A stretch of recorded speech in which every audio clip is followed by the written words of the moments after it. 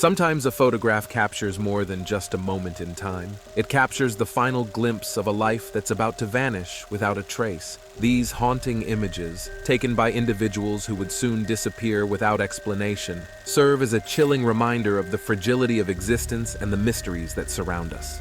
After me, more than one. Mike McLean spent the evening of April 20th, 2019 at the Tropical Lounge nightclub in New Hampshire with his friends. That night, a dispute occurred between two women at the club. They stepped outside, at which point the situation escalated. A crowd formed, and Mike, who knew one of the women, broke the fight up, but the police had been called. They dispersed the onlookers, and it was at that point that Mike's friends lost track of him. A bit before 2 a.m. the next morning, Mike called his boss and said, "They're after me, more than one." This ominous statement prompted her to call him back, but there was no answer. It's believed that he left the nightclub on foot, and his phone was last pinged at a McDonald's a few blocks down the street from the club at around the time he called his boss, but there are few clues for investigators to go on. His credit cards have shown known activity, and he hasn't been seen since. Number 9. I'm scared. Never mind. On June 21st, 2013, Brooklyn Farthing, her younger sister Paige, and cousin went to a birthday party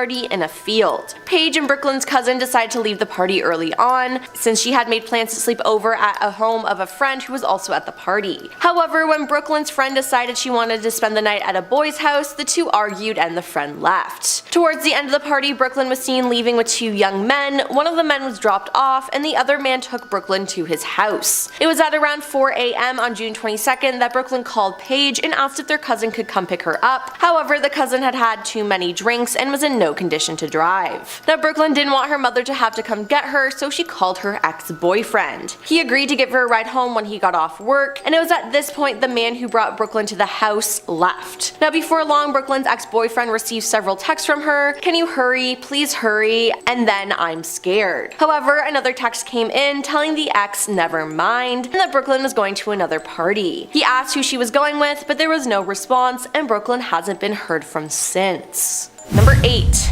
Things are gonna get better. Enrique Medel began to fall in with the wrong crowd growing up. Enrique, then 13, began to hang out with a teenager named Andy who was around 6 years older than him. His mother Olivia had a bad feeling about Andy, but now that she was working full-time, she couldn't keep an eye on her son at all times. Sometimes Enrique would disappear in the middle of the night. Eventually, he was expelled from school for having a weapon. Olivia believes the firearm was Andy's idea. And then on March 16, 2011, Enrique, now 14, spoke to his mother and said, "Mom, I know you're going through a hard time, but things are going to get better." Then Olivia never saw her son again. Enrique's uncle spotted him that night outside a convenience store and had told him to go home, but the latter said he was going to stay with some friends. He stopped answering his phone later that night and has been missing ever since. Number 7. I'll be back. On January 13, 1980, park ranger Paul Fugate disappeared in what should have been a routine hike in Arizona's Chiricahua National Monument. Paul, who was last seen heading out to do a trail check around 2 p.m., told a coworker that they could start closing duties without him if he wasn't back by 4:30 p.m. He was then seen starting down the trailhead, and that was the last any person spoke to him or saw him. Now, his girlfriend alerted authorities, who undertook a search for him. They first assumed that he had been the victim of an accident and was injured or stranded in the backcountry. However, as the investigation continued and no trace was found, suspicions began to rise. One park volunteer came forward to say that he'd seen Paul in a truck with two strange men, leading some to wonder if he had been kidnapped. Or some proposed that he may have simply ditched his old life. Whatever the truth, no trace of Paul has ever been found since that day in 1980. To make things more difficult, Chiricahua has 17 square miles of canyons, treacherous terrain, and wildlands. The search and rescue teams have found absolutely nothing related to the park ranger.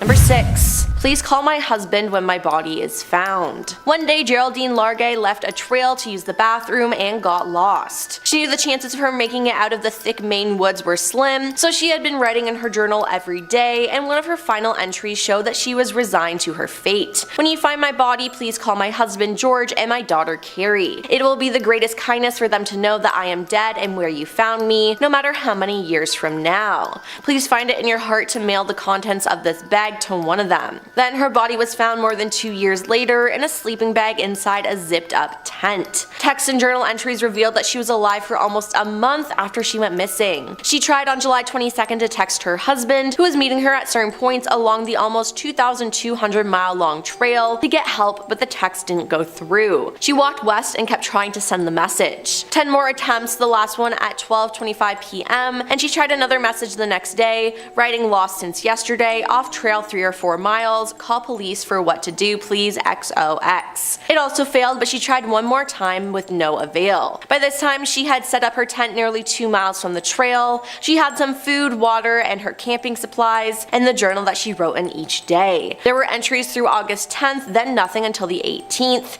It was the last entry 27 days later after she got lost. Imagine going for a hike, getting lost in the forest in Maui for 2 weeks, and then coming back like a G. Well, that's what Amanda was able to do. She was on a hiking trip out in Makawao Forest Reserve, and out of nowhere, she was gone. People went looking for her, but they couldn't find her. A helicopter was sent out and they still couldn't find her. Her family put up a $50,000 reward to find her, and she was still nowhere to be found. Then, 2 weeks later, a helicopter was doing one of the final swoops to find this poor girl, and there she was. She was limping and waving her arms in the air. They swung down and scooped her up, but how did this woman manage to survive in the woods for 2 weeks without any supplies? And why did she go missing? Well, Amanda actually studied the local vegetation, was able to figure out what she could and couldn't eat, and she survived on cantaloupe. So think about that next time you don't want to eat that little orange fruit that could save your life. And the reason she went missing was because she fractured her leg while she was on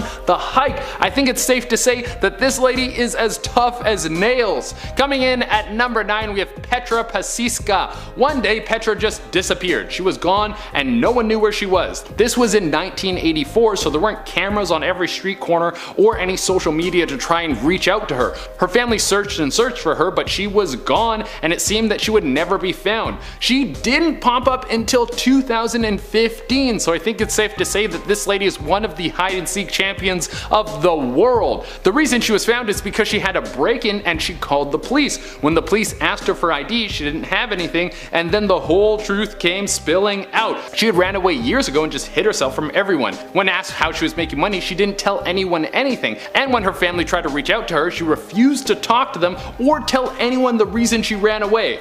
Coming in at number 8, we have Carlos de Salazar. Here's the thing, sometimes people just want to be left alone. They have no interest in hanging out with people and they just want to go live in the forest for the rest of their lives. Now if those people were to tell people that they're gonna go live in a forest forever, everyone would try to stop them. So they just take off, and that's kind of what Carlos de Salazar did. One day the Spanish man was just gone. His family was looking everywhere for him, but they couldn't find him anywhere. Then 20 years later, some mushroom pickers in Italy came across this dude who had been living in the forest as a hermit. They spoke to the man for a little while and turns out it was Carlos de Salazar. What the F? Why was this dude all the way out there? Well, it turns out he just wanted to be alone forever. But these guys still contacted the police, who contacted his family, who flew out to Italy to try and find him, but by the time they got there, the hermit had gone and hidden himself again and has never been seen since. Coming in at number 7, we have Angela Hernandez. I don't know how long I would last in the wild, but some of these stories are giving me hope that I wouldn't die right away from exposure because I'm a soft boy.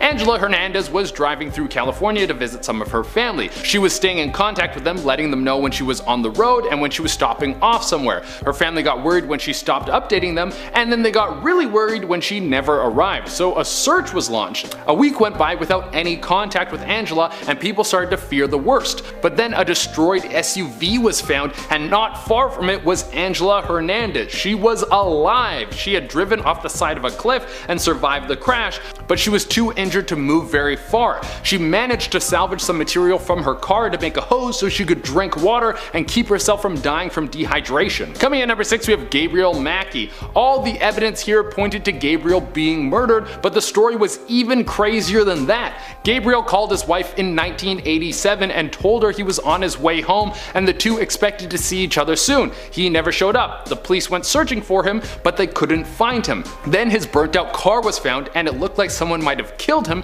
and destroyed his car to cover up their tracks. He was gone for 20 years, and then they found him through a search for medical records that flagged his name. He was tracked down, and then he was able to give his story once he remembered who he was. Gabriel was in an accident that day, and the accident caused him to go into a fugue state. He forgot who he was and his entire life. He made up a new identity and started to work on a dock in Australia. It wasn't until a private eye who tracked him down started to show him pictures of his family that he started to remember who he was. Chris Kramers and Lisanne Froon, two young women from the Netherlands, disappeared on April 1st of 2014 while hiking along the El Pianista Trail in Panama. To this day, no one knows exactly what happened to the pair. The young women arrived in Panama on March 15th. For 2 weeks, they toured around the country before heading over to Boquete Chinchiri, a small island in Panama where they stayed with a host family. Witness reports claim that prior to taking off on the Pianista Trail, the girls had brunch with two young Dutchmen before making their way into the Panamanian jungle, accompanied by a local dog. When the dog returned from the woods alone later that night, locals began to worry. It was at this time that the girls' families had stopped hearing from them as well. A search party went out to look for the pair. For over a month, there was no sign of Chris nor Lisanne, but then on the 14th of June, a local woman stumbled across Lisanne's backpack. The girls' phones were analyzed, and it was discovered that just a few hours into their hike, both of them had dialed emergency lines 911 and 112 multiple times, but due to poor reception, none of the calls went through. There were also many photos found on the girls' phones, one of which depicted what appeared to be a wound on the back of Lisanne's head. The discovery of the backpack and the phones prompted a wider search of the area. Eventually, the search party found items of the girls' clothing and then bones, some with skin still attached and some bleached completely. DNA revealed that those bones did in fact belong to Chris and Lisanne, but no one could figure out why or how the bodies had been dismembered or where the remaining body parts were. The tragic disappearances and deaths of Chris Kramers and Lisanne Froon remain an unsolved and incredibly perplexing mystery. Starting off this countdown, we have Kelly Brannon. On July 14th, Kelly Brannon and her boyfriend Eddie Emerson checked into the Sunshine Inn Hotel in Live Oak, Florida. The two had been traveling all day in separate vehicles when Eddie's truck broke down, so they decided to stay at a hotel until the truck was repaired.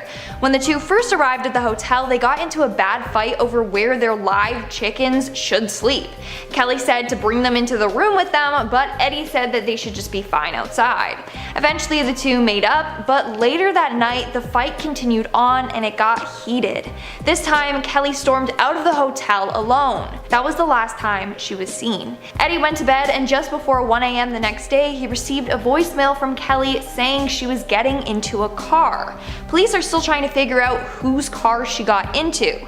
Eddie fears that she was picked up by someone with sinister intentions. Now Kelly is known to go off by herself for a couple of days, but when she does, she always makes sure to stay in contact with her mother. This time she isn't doing so, which is very worrisome to the whole family. Moving on at number 9, we have Bud Paul. On August 1st, Bud Paul was last seen at a liquor store in Manitoba alongside a man and woman.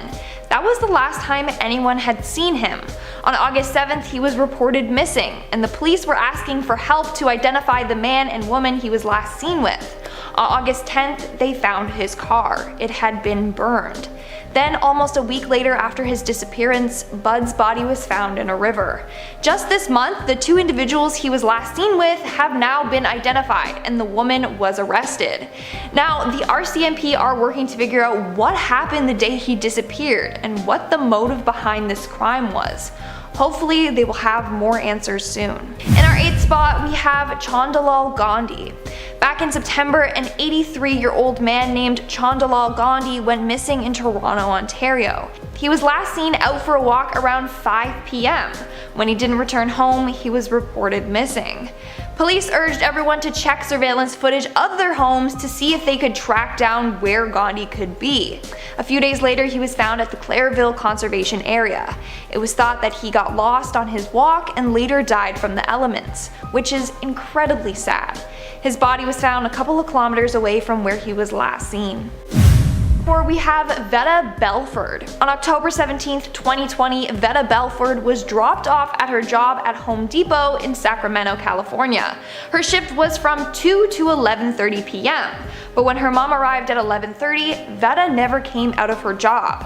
Later, she found out that she had been laid off from her job that afternoon. She was last seen at 3:45 p.m. on video leaving Home Depot and crossing the parking lot. There are no current leads as to where she may be. What's strange is that she had her phone and phone charger with her, but her phone appears to be off. Family says this is much unlike her.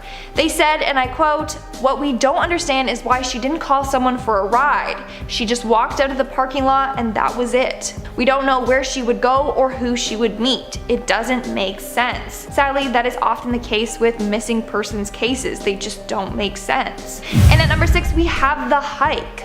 On February 9th, Robin Brown went out for a hike at Rattlesnake Point in Milton, Ontario with his daughter Kiara. They arrived at the park between 2:30 to 3 p.m. and had planned to return home by 5:30.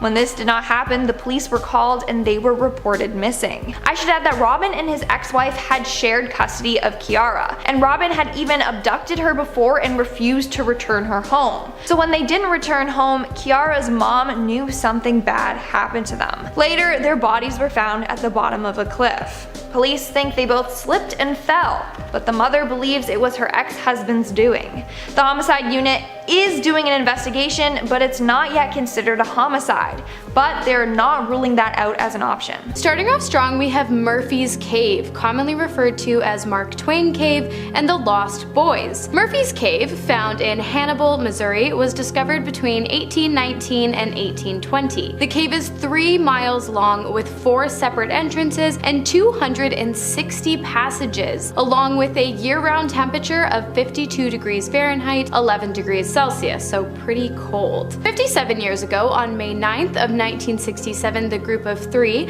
by the names of Joey, Billy, and Craig, set out to explore the extensive cave system after having their interest sparked by Joey's apparent sighting of an alien spaceship over a nearby cliff, and after being warned multiple times not to enter the cave due to the extreme dangers they might face if they did. But of course the warning was unheeded and the boys set off on their expedition. When they did not return home in the evening, the first reported instance of chaos began to ensue, as we really have no way of knowing what other kind of chaos the boys experienced during their time underground. A search party was sent to explore the area, and unfortunately the trio was never found, but many eyewitnesses reported to have seen a mysterious figure over the very same cliff in which Joey claims to have seen the UFO. While the case was never closed, 3 theories for the boys' disappearance do exist. 1, that they were lost to the caves. 2, that they had run away, however this theory is the least accepted given the positive state of the boys' home lives. And 3, that they were abducted. Unfortunately, we really have no way of knowing, but I would recommend staying clear of this location and all of its dark twists and turns. Next we have Mammoth Cave, which has been a hotbed for disappearances over the years, boasting an alarming 10 known cases of persons who went missing, one of which was Orla Allen K. Barrick. The woman was last seen around 2 p.m. on April 12th of 1996 and went missing that same night and was never seen again. When police forced their way into her home, they found blood on the carpet and a burnt cigarette on the shelf. Barrick's hair was also later found in the Green River surrounding the cave, but no body was ever located. Starting off our list in our number 10 spot, we have Warren G. Hooper. Warren G. Hooper was a 40-year-old state senator in Michigan. In this state in the 1940s, political corruption was a huge problem, and it was quite common for politicians and legislators to accept bribes in exchange for votes. After Warren confessed to accepting a $500 bribe for his vote on a horse racing bill, he was offered immunity if he testified as a witness in front of a grand jury. On January 11th of 1945, just a few days before his testimony was scheduled, Warren was driving to his home but never made it there. His car was found in flames shortly after on the side of the road, and the body of Warren was found in the front front seat with 3 bullet holes found in his head. To make matters more suspicious, there were 2 other witnesses who were also supposed to testify in the same case, and they were both also found dead under suspicious circumstances as well. This is when a gang called the Purple Hill Gang began to come into the investigation. The Purple Hill Gang was a group that really controlled Detroit during the 1920s and 30s. There were rumors swirling that a former state treasurer named Frank McKay, who was under investigation in this grand jury case, was behind the killings of the witnesses, including Warren's. It was believed that Frank had bribed a deputy warden to temporarily release 2 of the imprisoned Purple Hill Gang leaders so that they could commit the horrible crime against Warren and then promptly return to the jail, which would give them a pretty solid alibi. 4 former members of the Purple Hill Gang did end up getting charged with conspiracy to commit murder because of the testimony of an informant that they had once approached him and asked him to take Warren's life. And while the 4 were convicted, they received quite short sentences, and one of the convictions was even later overturned. In our number 9 spot today we have Michael Mansfield. Michael was a 19-year-old student at Lincoln College in Illinois, and he lived with another student named Russell Smrekar. Russell ended up being expelled from the school after being charged with burglary for stealing a guitar and some record albums from another dorm room. After his theft, he had given the stolen albums to Michael, and in order to avoid being charged with possession of stolen property, Michael agreed to testify against Russell. This took place in 1975, and on New Year's Eve of that year, Michael was spending the holiday at his parents' house when he told them he was headed out to see a friend. Unfortunately, Michael was never seen again after this night, and of course because of the loss of the witness, the charges were dropped against Russell. Although extremely suspicious, this alone of course didn't mean that Russell had anything to do with Michael's disappearance, but just you wait. In our number 8 spot today we have Ruth Martin. Okay, you thought I was gonna leave you hanging with the last one, but I promise you that I am not. Shortly after Michael's disappearance that we just talked about, that same creep Russell was charged with stealing 3 steaks that totaled to $4 from a local grocery store. The witnesses to this crime were Jay Fry, who was a produce manager at the store, as well as a woman named Ruth Martin, who had seen Russell toss the steaks into his car after stealing them. Both Jay and Ruth were called to testify as witnesses, but on June 2nd, 1976, Ruth went missing and her abandoned car was later found with blood inside. 3 months after this, Russell broke into Jay's home and shot both Jay and his wife, which took both of their lives. He was caught for this crime and was sentenced to 300 years in prison. Okay, so what does this have to do with Michael and Ruth? Well, no one knew what happened to either of them until 10 years ago in 2011. Russell became terminally ill in jail and decided that then was the time for him to make some deathbed confessions, and he confessed to taking both of their lives as well. Unfortunately, neither of the bodies have ever been found, but it is absolutely insane to think that 4 innocent lives were taken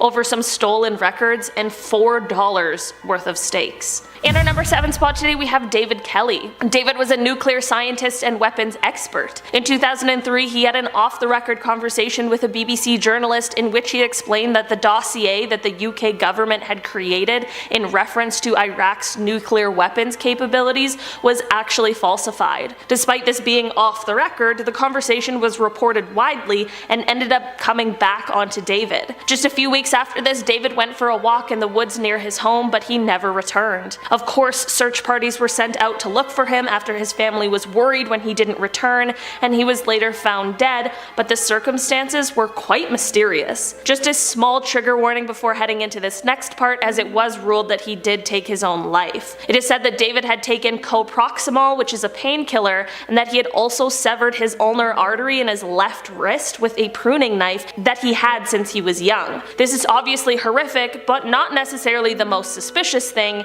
but here's where things get weird. Firstly, those who spoke to David that day explained that he seemed to be tired but was in good spirits, and despite being in a bit of trouble, he received a lot of support for his honesty. The weirdest thing is that neither the blister pack for the painkillers or the knife had his fingerprints on them. There were no fingerprints on them, which would suggest that the items had been wiped clean, which certainly would be very bizarre. Despite it officially being declared personally inflicted, many people believe that foul play was much more likely. In our number 6 spot today we have Moro de Moro. Moro was an Italian investigative journalist, and it is said that his profession is most likely what led to his disappearance. On the evening of September 16, 1970, he was coming back home from work but never actually returned. Before his disappearance, he apparently was convinced that he had the story of a lifetime, and he had even told his coworkers that he had a story that was going to shake Italy. There are three main speculations and theories about what this story might have been and what could have happened to him.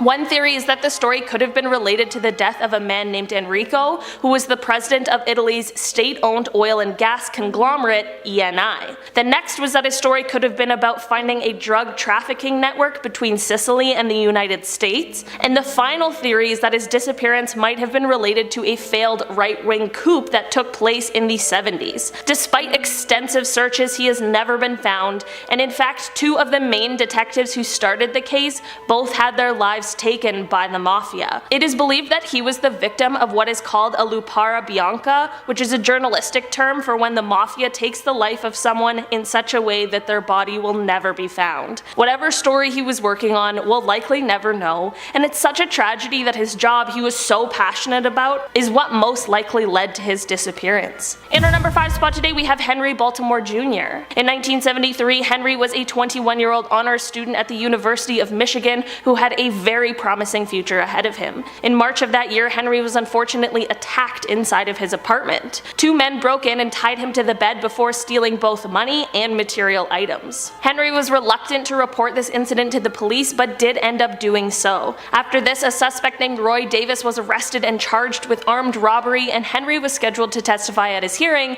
but never showed up. 2 days after the hearing, Henry did resurface and asked the prosecutors to drop the charges because he was really frightened, but they refused and Henry was rescheduled to testify. 2 days before this rescheduled hearing, Henry ended up disappearing very suspiciously. Originally, people believed that he may have gone into hiding considering how vocal he was about being frightened, but that belief quickly went away and people began to suspect something a lot more sinister was at play. Henry's family especially knew something was wrong because there was no way he would disappear without telling at least one of them. Without Henry and his testimony, Roy ended up taking a plea deal and only was sentenced to 6 weeks. Roy was of course considered a person of interest in Henry's disappearance, and a neighbor of Henry's even said that they saw Roy and another man knocking on Henry's door the day that he disappeared, but Roy's mother offered her son an alibi, so Roy has never been formally charged for the disappearance. The two theories of what happened to Henry are either that someone abducted and took the life of him to prevent him from testifying, or Henry left Michigan, changed his identity, and assumed a different name. You would have hoped if it was the latter he would have at least told one member of his family. His case remains open almost 50 years later, and who knows? If someone out there who's watching this video knows something about this case, please call in and give any and all information over to the authorities. The remaining family members of Henry's deserve to know what happened to him. In our number 4 spot today, we have Lena Chapman. If you're a fan of the show Unsolved Mysteries, this might be one you've already heard of. Lena and her 5 sisters were constantly moved around growing up depending on who their mother, Sandy, was seeing and where the new boyfriend or husband lived. Shortly before becoming a teenager, Lena and her family moved onto a farm owned by their 3rd stepfather, Gary. Gary apparently was actually quite a good stepfather and was quite kind to the girls, but after a few years, Sandy began to have an affair with a local 21-year-old, as well as writing bad checks on Gary's bank account. When Gary learned of this, he of course talked to a lawyer about a divorce, and shortly after this, Gary disappeared. Flash forward years later when Lena is 17, after keeping a horrible secret for all of those years and being filled with guilt, she comes forward to Gary's brother to tell him that she knows what happened to Gary. Lena explains that her mother Sandy had actually taken his life, burned his body, and made Lena help clean up the scene and all of the evidence, and then they drove down a country road and threw his bones out of the window. Unknowingly to Lena, Gary's brother Albert was actually recording this whole confession, which he of course hands over to the police. Now that the police are confronting Lena and her mother Sandy about this confession, since Lena is 17 and Sandy is still her legal guardian, Sandy convinces Lena to walk back her confession, and since it was recorded without her knowledge, it isn't admissible evidence. A few more years go by and Lena doesn't speak of the crime again and ends up getting a job, having a baby, and she lives with her boyfriend, and then right before turning 21 years old, which would make her of legal age stage to testify against her mother in court, she just disappears. Everyone in the family, especially her sisters, are convinced this disappearance has everything to do with her mother Sandy and was done to keep her quiet. While this mystery is still unsolved, it's extremely likely we all already know what happened to Lena, but we just need the evidence to prove it. In our number 3 spot today, we have Oliver Monson. In January of 1983, a teacher from Baltimore named Oliver Monson purchased a used vehicle. Just a couple months later, Oliver was surprised to find out that the vehicle he purchased was actually stolen, and that the man who he purchased it from, named Dennis Watson, was actually the leader of an auto theft ring. Oliver, of course, had no idea about this dark history and agreed to testify against Dennis in court. Flash forward to February of 1984, just 3 days before Oliver is meant to testify against Dennis. Oliver leaves his home for work in the morning but never shows up at the school and ends up never being seen again. 3 days after he disappeared, his car was found 2 blocks away from his home with a flat tire, and shortly after this discovery, a stolen vehicle was discovered that had traces of blood in it, as well as a spent casing from a bullet. This vehicle also contained 2 receipts from a video store that had Oliver's name on them, which of course led authorities to believe he had been abducted and killed in order to prevent him from testifying. Unfortunately, because of lack of evidence, Dennis was never charged, and Oliver has never actually been found. This whole thing is of course so tragic, as Oliver was most likely a completely innocent party. In our number 2 spot today, we have Clinton Glenn. Okay, I'm sensing a trend here. Apparently people who abduct and take the lives of people to stop them from testifying don't usually do that just once. Previous to Oliver, who we just talked about, Dennis had another shady happening in reference to a witness testifying against him. In 1973, a 29-year-old man named Clinton Glenn was scheduled to testify against Dennis at an armed robbery trial. The day before this testimony, Clinton was unfortunately found burned to death in a car that belonged to none other than Dennis. Dennis did end up getting indicted for this crime after another witness came forward, and we were so close to seeing some real justice, but the case ended up being dropped after this other witness died of a suspicious overdose. At some point, you'd think all of this would end up getting Dennis charged and convicted with all 3 witnesses' deaths, but of course this is all circumstantial evidence, and it would be terrible to have seen him be acquitted of these crimes due to there not being enough evidence to pin him at the scene. To end off these horrible stories on an extremely creepy note, Dennis was convicted of auto theft and received a 10-year sentence, but after being paroled in 1989, he kind of just fell off the map, and his whereabouts have been unclear since then. In our number 1 spot today, we have Karen Silkwood. Karen Silkwood is well known for the worst reasons. She was an American chemical technician and a labor union activist who was very vocal and often raised concerns about the corporate practices that related to the health and safety of those working in a nuclear facility. You would think this is something that all of those working in the field would be concerned about, but apparently not. She worked a job making plutonium pellets and was the first woman on the union's negotiating team,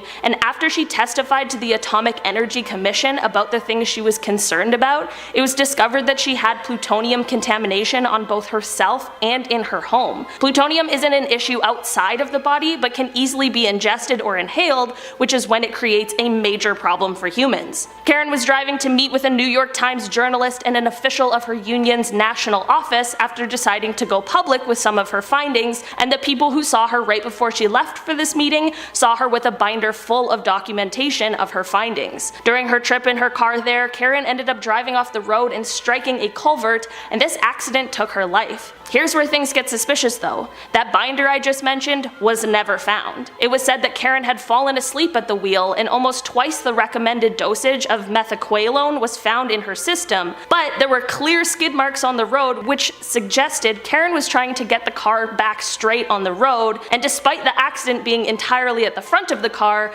there was damage to the back of the car that friends and family say wasn't there before, and paint chips were found which would suggest a car had hit her from behind. To make this whole thing even more suspicious, apparently Karen was receiving threats before her passing. There have of course been claims of foul play and claims that she was run off the road by another vehicle, but unfortunately with little evidence, these claims have never been able to be proven for sure. But what is for sure is that whatever really happened to Karen, it seems like a simple accident doesn't cover the full truth. Next was was Michael Leland Vincent, who disappeared in March of 2011, an ex-convict who lived near the cave. In 2004, a 54-year-old man by the name of Roland Baldwin met a similar fate after going for an ATV ride near the caves, after which he never returned. When a search group went out to the area in an attempt to locate the man, all they found was the ATV abandoned, along with Baldwin's glasses, shoes, and an unfinished bottle of whiskey. Tony Ray Cheot, Josephine Petit, Walter Greg Flower, Lost John, and 3 Jane Does were also reported to have gone missing in and around the cave, and how many others might have met the same fate, we really have no way of knowing. Next we have Kenny Veach, who was a hiker, YouTuber, and Area 51 enthusiast up until his final known days in 2014. The 47-year-old, who was an experienced hiker, claimed to have found a cave near the assumed alien bunker Area 51. The cave, whose opening was shaped as a capital letter M, thus nicknamed simply the M Cave, would go on to garner extreme popularity and be the source of much speculation as well as a string of conspiracy theories. Veach first mentioned the cave in a comment under a YouTube video in 2014. He said that he had been hiking out by Neal's Air Force Base next to Area 51 and found the hidden cave. And he also added that while he usually enters into every cave that he finds, he decided not to this time, as when he stepped towards the entrance, he said his whole body began to vibrate, and the closer he got, the more severe the vibrations came. Despite his first encounter with the mysterious cave, and after some encouragement from his followers, Veach did eventually decide to revisit it, but he and many others were left disappointed as he was unable to locate the Big M on his second expedition. On November 10th of 2014, Veach decided to try his luck again and headed out to try and find the cave once more, but unfortunately that was the last anyone ever heard from him, as he did never return home from his final voyage. Speculation as to what could have happened to Kenny took off and ranged from Veach uncovering government secrets and alien forces all the way to being mauled by an animal or perhaps even faking his own death. However, one comment left on the missing YouTuber's page posted before his final expedition really stood out. The comment read, "Do not go back there. If you find the cave entrance, do not go in. You won't get out." Sand Cave, also known as Kentucky's underground enigma, is up next. The cave is no longer accessible due to safety concerns after a man by the name of Floyd Collins was trapped in its sandy maze for 18 days and was later found dead within its walls. Floyd, born July 20th of 1887, was an American cave explorer in the state of Kentucky. He lived to be just 37 years old after an accident occurred during an exploration in which Collins had hopes to discover a new entrance to the nearby Mammoth Cave, and of which he did not return. Floyd was a highly experienced explorer, so when he didn't make it back from his expedition, people naturally began to worry, and so a search team was sent out after him, of which only 2 were able to successfully reach the man. It appeared Floyd had become trapped by a rock that had fallen from the unstable sand and limestone walls of the cave, and many men spent many days attempting to come up with a solution for his rescue, during which Floyd's brother, Homer Collins, would slink down into the place his brother had been captured by the mountain's underground tunnels and provide him with food and water, all the while trying to remove the rubble that held him in his place. Unfortunately, though, he was unsuccessful. On the 18th day, however, rescuers were able to finally reach Floyd, but the efforts proved to be futile as Collins had sadly passed due to exposure from the elements, and not only that, but the sand cave had sealed Floyd's body within his walls. So it wasn't until several months later that his body was able to be extracted and he was buried near his family's home. However, it seems he was eventually moved, as his body now rests in the Mammoth Cave Baptist Church Cemetery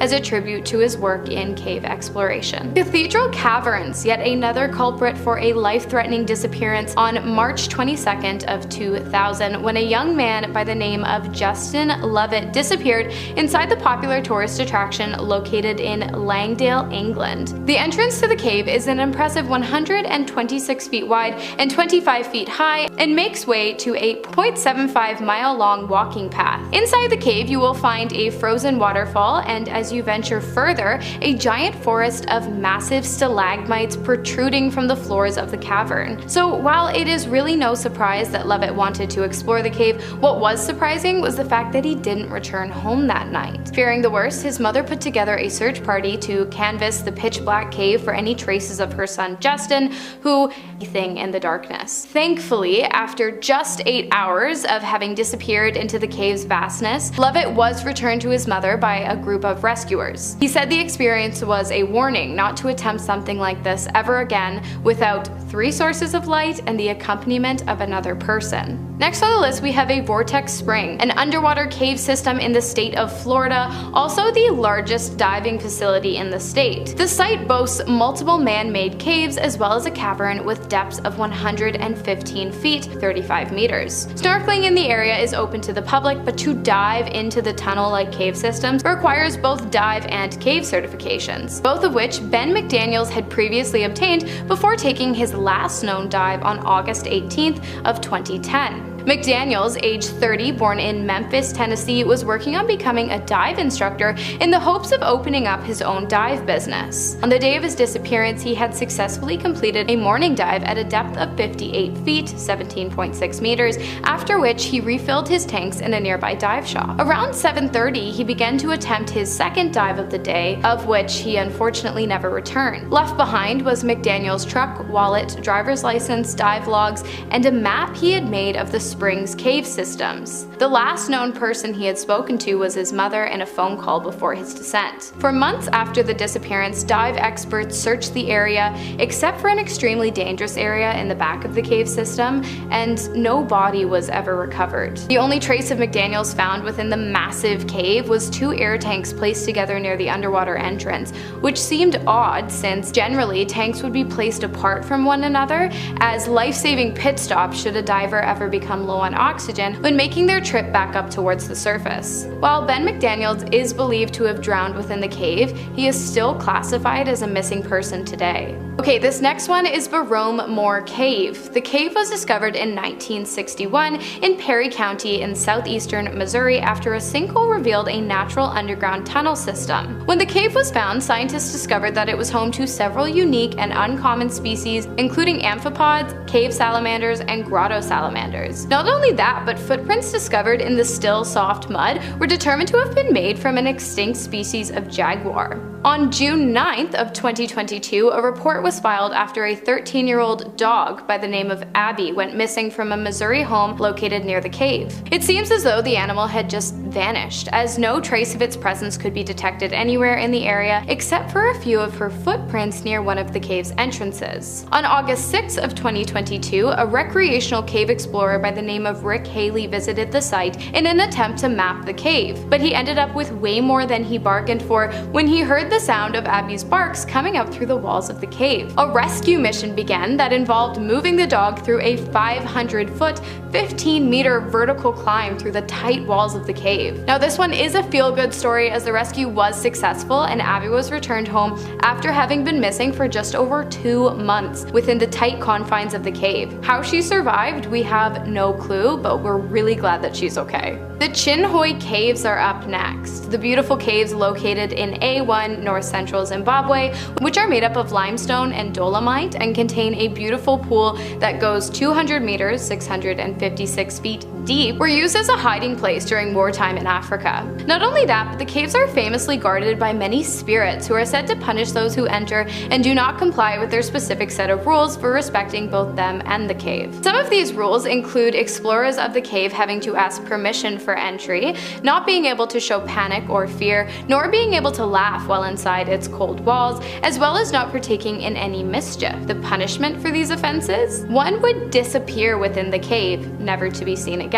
It is also said that it's impossible to throw stones into the pool of the cave, which some claim to be never-ending, as the spirits living there would stop the stone from ever hitting the surface of the water, thus no ripples exist within. Locals claim that there have been many disappearances over the years due to misbehavior on the grounds, but no official reports have ever been filed. Next up we have the Wind Cave, discovered in 1881 by brothers Jess and Tom Bingham after they had heard loud whistling noises coming from a small hole in the ground, the cave's only original natural opening, which was later expanded upon to allow for exploration of the site. A vast underground cave system located in southwestern South Dakota, whose many chambers are lined with honeycomb-like calcite structures. The area became a popular destination for hikers, one of whom was named Rachel Cox. On October 22nd of 1989, Cox, age 18, along with a group of others, was partaking in a mock search and rescue mission inside the cave when Cox thought she had seen one of her instructors slip through a small passageway inside. She and her partner followed, but after realizing they had gone the wrong way,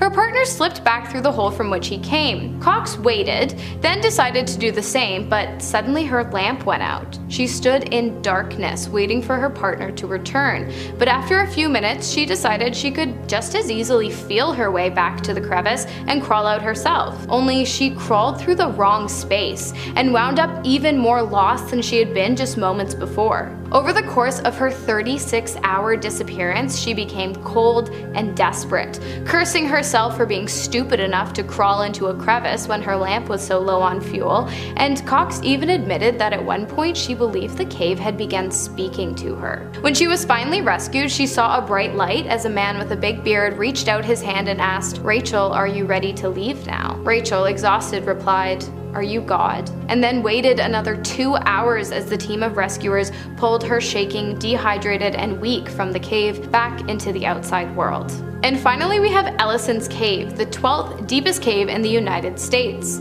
Along with many small crevices, the cave is home to an incredible 586-foot, 178.6 meter drop, nicknamed the Fantastic Pit. However, not so fantastic for some, as there have been multiple known cases of people who have rappelled down into its depths only to have it be the last thing they ever did. This unfortunately was the tragic case for two University of Florida students by the name of Michael Peary and Grant Lockenbat. On February 12th of 2011, the pair had set out with a group of friends to explore the landmark, but apparently broke off from the pack at some point during the expedition. Dressed in shorts and a t-shirt, Grant was the first to attempt a 120-foot descent through an area in the cave containing a waterfall. But it seems somewhere along the way, his backpack became caught up in the rope he had been using to rappel down the cavern, and he became stuck. Michael, who was the more experienced climber of the two and unaware of the fatal outcome, decided to go down after Grant in order to provide some assistance. It is said that the group was able to locate the two and even spoke to them for about 45 minutes until the voices of the two young men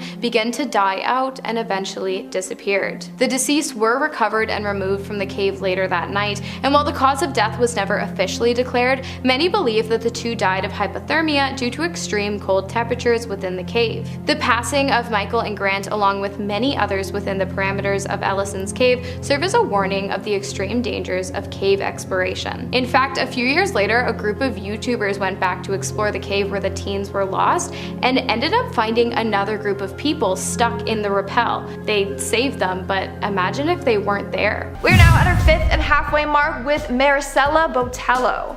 On October 2nd, Maricela left her home in Seattle and headed to Dallas to visit her ex-boyfriend for the weekend. On October 4th, the last night of her trip, Maricela wanted to go out, but her ex wanted to stay home.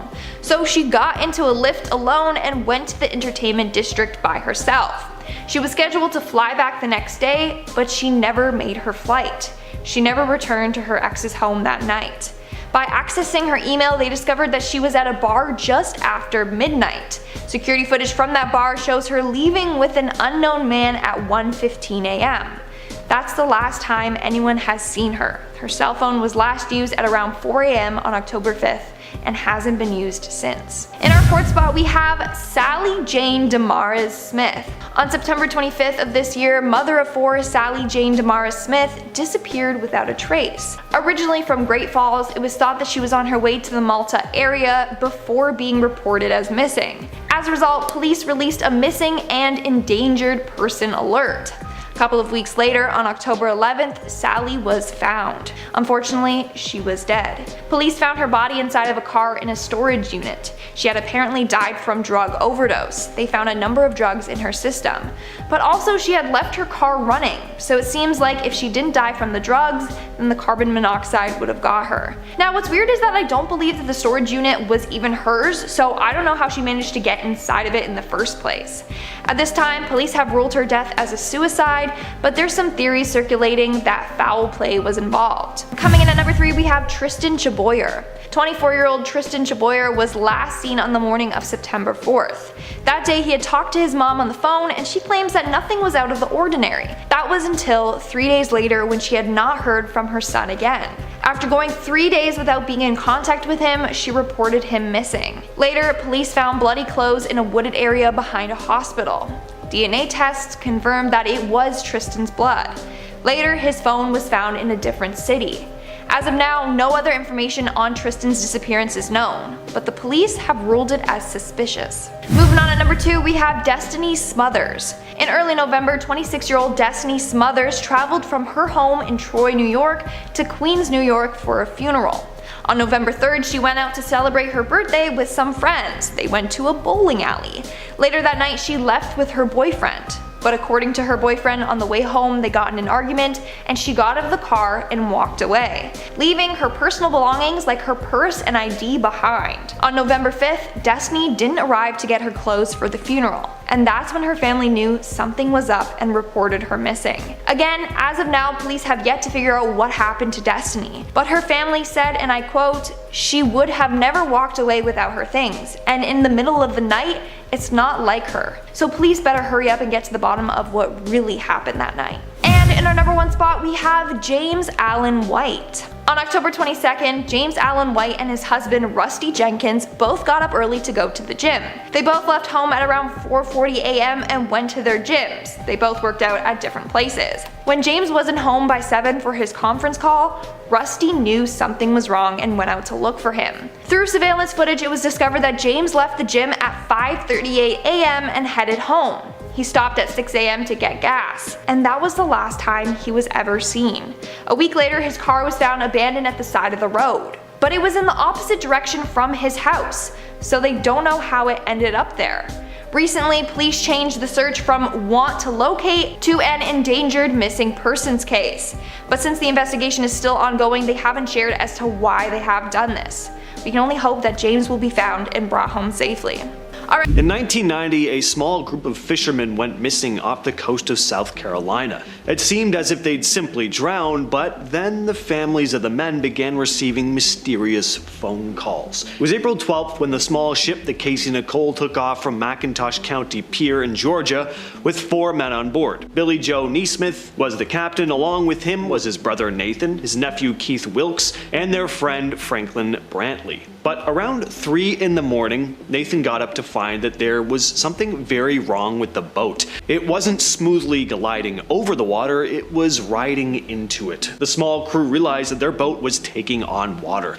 They ended up needing to abandon ship, climbing into a raft. Nathan, however, got onto a small box, attempting to sail off to find help. Nathan was found alive 5 days later, but the other men were nowhere to be found. Just over a month after their disappearance, though, the families and owner of the Casey Nicole began receiving strange calls from a man speaking Spanish. He would simply repeat their names and phone numbers over and over, but on the last call, the mysterious man said one sentence in English, "I'm bringing them home," and the connection was broken. And there have been no calls since. On October 21st of 1978, an experienced pilot by the name of Frederick Valentich set out on a solo flight from Moorabbin, Victoria, Australia to the nearby King Island. In total, the flight should have taken an hour tops, but it seems as though it may have cost Frederick the rest of his life. It was a clear day, no clouds and little wind, so the flight to the island should have been smooth, quick, and easy, which it was at first. You see, partway through the journey, Valentich radioed into air traffic control to inform them that an unidentified aircraft had begun following him. Radio traffic control responded saying that there were no other aircrafts in the area. This is when Valentich started to become uneasy. He told air traffic control that whatever was following him was also messing with him too, hovering above and moving around his plane. A while later, he radioed in again and spoke his last known words, which were something along the lines of, "It's on top of me again, and it's not an aircraft. After that, his radio went silent for about 17 seconds before a horrible metallic screeching noise came through the receiver, and that was it. Friedrich Valentich nor his plane were ever seen or heard from again. Of course, many people think he was abducted by a UFO, and many others believe he simply crashed into the ocean. Unfortunately, there's no way of knowing, but I think what we can all agree on is that it's quite strange that not one shred of evidence indicating what might have happened to Valentich or his aircraft has ever been found. Ruth Ann Rupert was an experienced climber and adventurer. In August of 2000, she left her home in Florida to vacation in Yosemite National Park. I don't use the word experienced lightly. She was known to have accomplished some pretty intense feats. She once climbed Mount Kilimanjaro with a frozen foot, so a trip to Yosemite would have seemed like a walk in the park for her. She planned to join a backpacking group traveling 30 miles across Yosemite. Unfortunately though, on the morning she was to go meet up with the group, she woke up with an eye infection. She ended up heading to the clinic instead. She decided that she was still going to make the best of her trip though. She rented a tent cabin and went shopping for supplies, but after this, she completely vanished. The only clue left behind were her supplies, later found sitting in her cabin. There was no way she would have trekked out into the wilderness without them, and the search and rescue teams searched the park, but nothing turned up. It wasn't until 8 years later that Rupert's backpack was discovered in Fireplace Creek, stuck in a drainage area almost 8 miles away from Curry Village, where she'd been staying. But how did it get there? Who was responsible? The case remains a mystery to this day. Jennifer Kess went missing in the afternoon of January 4th, 2006. Her home showed no signs of forced entry. In fact, there were no signs of anyone other than Jennifer having been there at all. It seemed as though, due to the placement of toiletries and clothing, that she had simply woken up, gotten ready for work, and then gotten into her car and left. However, she nor her car ever made it to her place of employment. Kess was unfortunately never found, but her car was, in an apartment complex a mile away from her home. Police were able to retrieve CCTV footage that had captured the image of the man who had dropped the car off, but there was one major problem. The video did not show the man's face. You see, generally with CCTV footage, video is made up of images captured every few seconds. In this case, 3 seconds. The man in the video was seen walking behind a fence, and every shot shows his face hidden behind a different fence post. There is none of him in between the posts. Because of this, the police were unable to ID who one reporter called the luckiest person of interest ever. The case of the man's identity and the whereabouts of Jennifer Kess have yet to be solved. This next case really goes to show just how quickly and suddenly people can disappear, with no signs of distress at all. Just there one moment, gone the next. It's really unsettling. Thelma Polly Melton loved the mountains. She was a regular hiker and had spent years exploring the trails in Smoky Mountains, North Carolina. Polly was well known and loved in the local community, often volunteering at a senior home in town. In 1981, she set out on a hike with 2 friends. Given her experience, it should have been a straightforward, leisurely walk, but as they were walking, Polly sped up and went ahead of her friends. She went out of sight over a small hill. When her friends caught up moments later, expecting to see her on the other side, they were shocked to find that there was no sign of her, and there never was. Over a year later, a check in Polly's name was cashed in Alabama, but police couldn't definitively confirm it was her signature. Some believe Polly decided to run away. Her husband was ill, her mother had recently passed away, and there were rumors from her pastor that she might have been having an affair.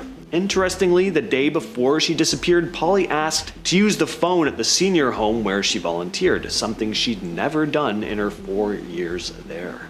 On February 26 of 2015, a young man named Dalen Mokbua informed his grandmother of his plans to hike the Mauna Lua Valley Park in Honolulu, Hawaii. He also said that he would be climbing the Haiku Stairs, or the Stairway to Heaven. His grandmother warned him against such actions, as the stairs were at the time in a state of complete disarray and therefore illegal to climb. Dalen went anyways. Throughout his day, he sent multiple photos of his journey to his family through text, showing both himself and the beautiful hiking trails. Eventually, however, the texts stopped coming. Later that night, when Dalen failed to return home, he was declared missing. His family immediately began looking through the photographs he had sent for any kind of clue as to where he might be. And then they came across the very last photo Dalen had ever sent. In the photo, there was a man just off the trail that appeared to be hiding behind a bush. Bush, a man who very well might be the reason Dalen never returned home. Unfortunately, the police are yet to identify the man, and Dalen's whereabouts, as well as what might have happened to him,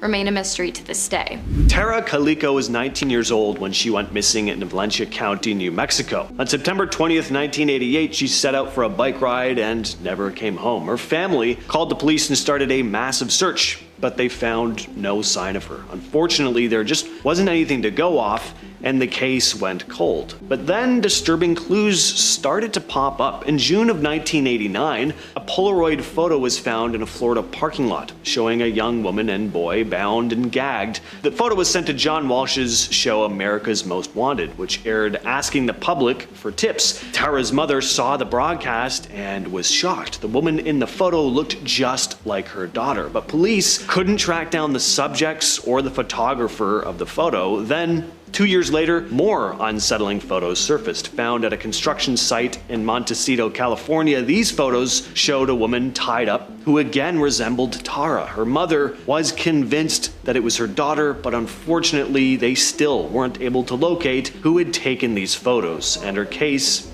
has never been solved.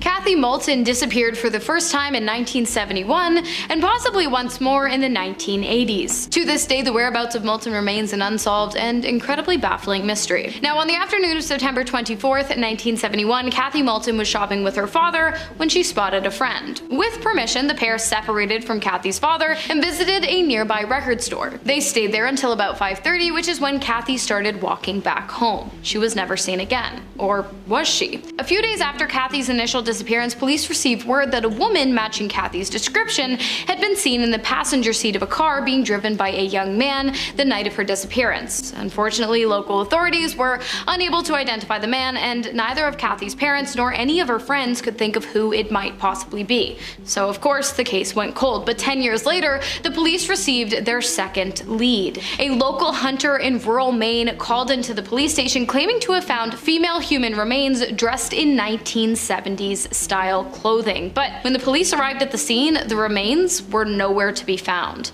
A final search of the area took place in 2004, but unfortunately nothing came of it, and the case went cold once more. If the hunter was in fact telling the truth, whether or not the remains belonged to Kathy, what happened to them and her remain a total mystery to this day. Did Kathy disappear twice? Who's to say? On July 2nd of 1966, three young women, Ann Miller, Patricia Blau, and Renee Bruhl, visited the Indiana Dunes National Park. They were never seen again. The trio arrived at the park and were last seen on the beach, where they left their belongings before entering Lake Michigan. There was a massive week-long search involving the police, the Coast Guard, and volunteers, but no sign of the women. A number of witnesses claimed to have seen three women fitting their descriptions on a small boat, though. So authorities expanded their search to a 6-mile radius around the beach. Then more witnesses started to come forward, reporting that they'd seen the woman talking to an unidentified man in his early 20s operating a boat. Several theories have been proposed about their disappearance. All three women had connections to horse racing and were involved with guys who had criminal records. One of the women had reportedly lost a significant amount of money gambling on horses soon before they went missing, and people who knew the three told police they'd all been dealing with personal issues at the time. So I have to imagine if gambling debts had something to do with this, maybe they weren't killed or kidnapped, maybe they decided to disappear on their own accord. Coming in at number 5, we have Robert McDonough. This worked out so perfectly it almost seemed like a prank. Robert McDonough was in his 70s and started to show signs of dementia. One day he just disappeared and his family imagined the worst. The older man was wandering into the streets and would never be seen again. A search was launched, and after 14 hours of knocking on doors, putting up posters, and following clues, it would seem that no one was going to be able to find him. The news picked up the story and was letting the public know that this older man was missing, and if you see him, you should let the authorities know right away. Well, in that moment, everyone saw Robert wandering into the shot. Talk about making an entrance. Coming in at number 4, we have Trapped. This story should be made into a movie because it's an absolutely insane survival story. A soccer team composed of boys between ages 11 and 16 were crushing it at soccer practice. These guys were going to become big stars, but nature wanted to test the resolve even more than a dribbling course. During practice, practice, a monsoon rain started to come down and the entire team decided to hide in a cave for shelter. Well, the flooding got so high that they were forced deeper into the cave, and then they were trapped in there because the flooding blocked the exit. For 9 days they were trapped in there and no one knew where they were. Someone managed to put the pieces together as to where the missing soccer team went, and a team of Navy SEALs went in with scuba gear to rescue the kids and the coach. Coming in at number 3, we have Edgar LaTulip. This was a missing persons case that everyone just threw aside when Edgar LaTulip went missing. See, Edgar had been struggling with his mental health for a long time, and on more than one occasion he was submitted to a mental institution. While there, he repeatedly tried to take his own life, and then one day he just disappeared. People looked for him for a little bit, but everyone just assumed that he was successful in his suicide. 30 years passed, and then out of nowhere, someone made a claim that they were Edgar LaTulip, who had been missing all of this time. And guess what? They actually were. What happened was Edgar suffered a serious head injury and forgot who he was and spent the next 3 decades living as a different person. He started to remember his life through flashbacks. Coming in at number 2, we have Elizabeth Smart. This was a terrifying case of a young girl being taken right from her home. Elizabeth Smart was sitting in a room and then out of nowhere a man burst in with a knife. Elizabeth was terrified and didn't want to die, so she just sat there in shock as the man took her by the arm and dragged her out of the house.